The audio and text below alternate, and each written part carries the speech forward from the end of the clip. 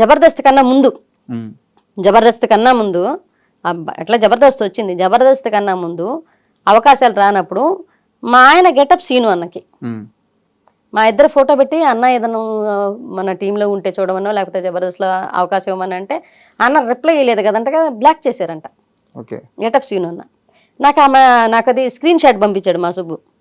అవునా నాన్న వదిలేసిలేనా, వాళ్ళు పట్టించుకుంటే ఓకే, అప్పటికి మాకు హంగామా నడుస్తుంది, హంగామా అయిపోయింది అనుకుంటా, హంగామా అయిపోయింది. ఉమ్, ఆ తర్వాత అవకాశం కోసం అనేసి సీను అన్న, నేను నీరజ సుబ్రహ్మణ్యం అన్న, ఆయన నీరజ సుబ్రహ్మణ్యం మాట్లాడతారు, నీరజ సుబ్రహ్మణ్యం అన్న ఎక్కడన్నా అవకాశం ఉంటే చూడండి అన్న, ఏదన్నా ఉంటే చెప్పండి అన్న అని అంటే ఆయన పట్టించుకోలేదు.